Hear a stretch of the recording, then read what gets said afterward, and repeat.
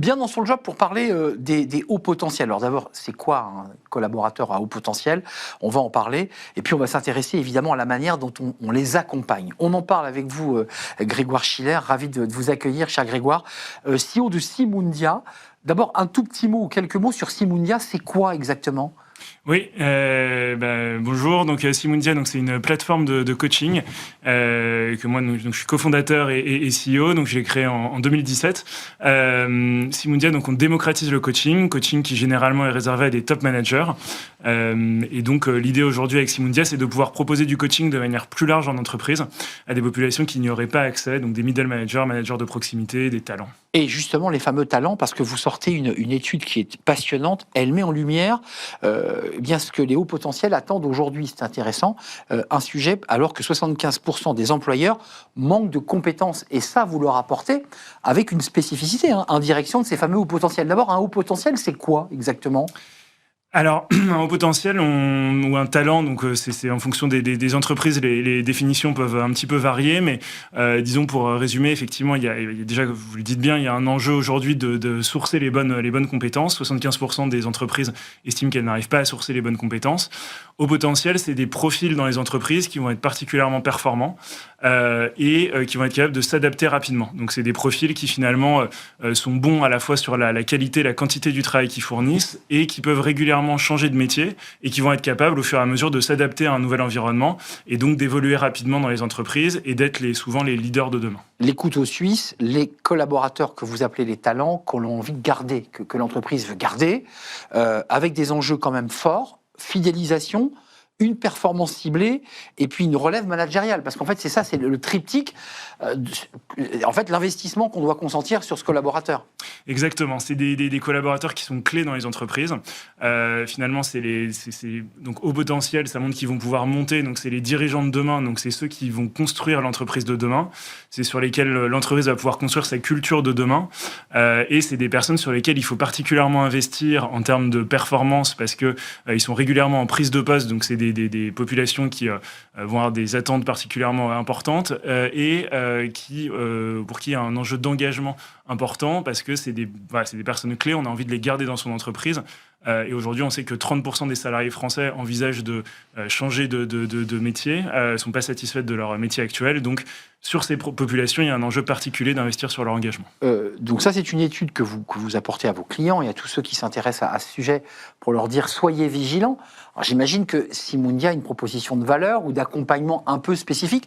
Qu'est-ce qu'on leur propose? Comment vous le proposez? Est-ce que c'est un peu différent de la manière dont on peut accompagner quelqu'un, j'allais dire, traditionnellement? Oui, alors effectivement, c'est une étude qu'on vient de sortir, donc qu'on a faite sur plus de 1200 coachings qu'on a fait sur ces populations de haut potentiel, donc dans différentes entreprises. Et donc, il y a différents éléments à avoir en tête pour accompagner ces populations de haut potentiel. Bon, d'ailleurs, d'abord, c'est des cibles idéales pour du coaching. Donc, nous, on propose du coaching. C'est vraiment des populations qu'il est clé d'accompagner, de coacher. Pour bien les accompagner, en fait, il va falloir déjà les identifier. Donc, par entreprise, on a... Gros sujet. Voilà, gros sujet de se dire, est-ce qu'on le fait pendant des entretiens annuels, des tests, est-ce qu'on demande aux managers les critères aussi de sélection du haut potentiel. Exactement, donc on va regarder, là, on a souvent des matrices en fonction de la performance, en fonction de l'adaptabilité, du potentiel, donc on va comme ça identifier des pools de haut potentiel, et ensuite, les entreprises souvent créent des programmes, donc des programmes haut potentiel, dans lesquels elles vont inclure à la fois des différents modules, donc ça peut être des formations, ça peut être du mentoring.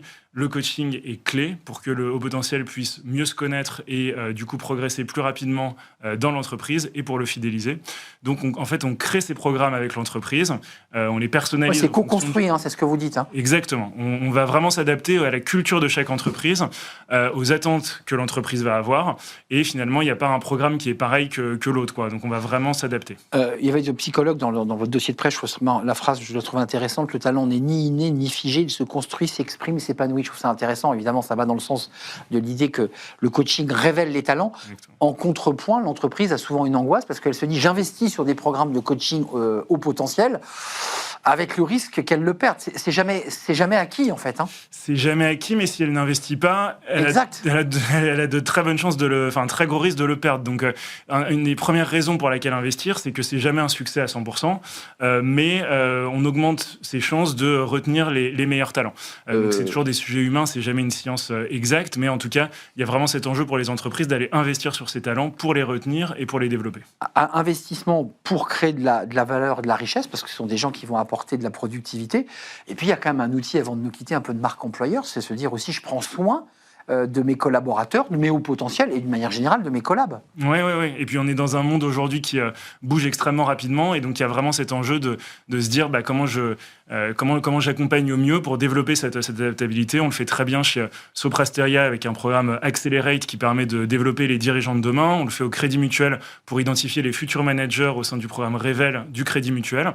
Et donc c'est des entreprises qui année après année travaillent avec nous pour les aider à accompagner leur haut potentiel. Passionnant. N'oubliez pas de coacher vos hauts potentiels. Passez par Simundia. Merci Grégoire Schiller d'être venu nous rendre visite, CEO de Simundia, belle entreprise créée en 2017. Merci de nous avoir rendu visite. Merci pour votre invitation. On tourne une page, on s'intéresse à l'inclusion des personnes ayant des troubles psychiques. C'est un sujet sensible, c'est presque un sujet tabou dans l'entreprise. Et on va accueillir dans quelques instants, dans le cadre d'un grand entretien, la DRH de Siemens France. Et Siemens, c'est une entreprise pionnière. Vous allez découvrir pourquoi dans l'accompagnement et l'intégration des personnes ayant des troubles psychiques intégrés dans l'espace professionnel Siemens. C'est une sacrée innovation, on en parle avec la DRH. C'est le grand entretien, c'est le cercle RH.